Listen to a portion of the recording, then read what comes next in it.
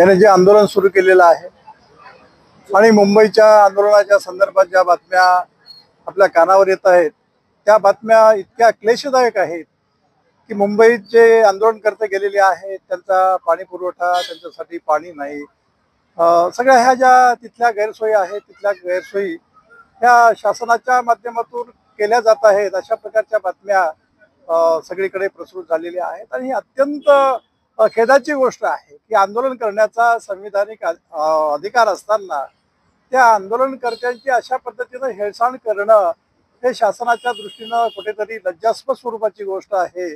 त्याचा मी सुरुवातीला निषेध करतो।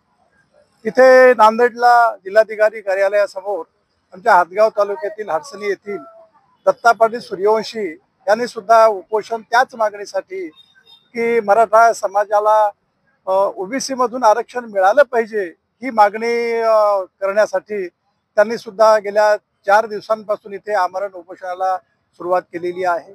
आणि त्या उपोषणाला पाठिंबा देण्यासाठी इथे ही सगळी मंडळी आलेली आहे।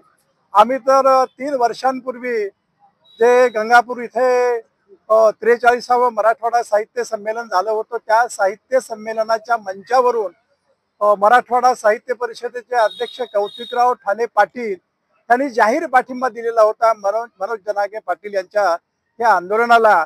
आणि त्यांनी अशी मागणी केली होती, जाहीरपणे मागणी केली होती की मराठा समाजाला ओबीसी मधून आरक्षण मिळालं पाहिजे आणि तीच मागणी कायदेशीर आहे, तीच मागणी रास्त आहे, त्याशिवाय दुसरा पर्याय नाही।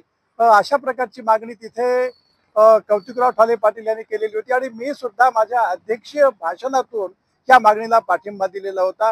आमच्या अनेक साहित्यिक मित्रांनी आणि विशेष म्हणजे त्या साहित्यिकांच्या यादीमध्ये ओबीसी समाजातले सुद्धा साहित्यिक होते।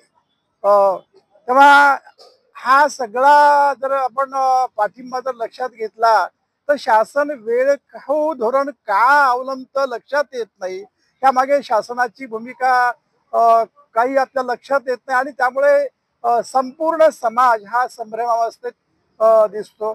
शासनानं जर ताबडतोब तोडगा नाही काढला तर मला वाटतं सामाजिक सौहार्द आपल्या महाराष्ट्रामध्ये जे आजपर्यंत उत्तम पद्धतीनं आपल्याला पाहायला मिळतं ते स्वास्थ्य सुद्धा बिघडण्याची शक्यता दिसते।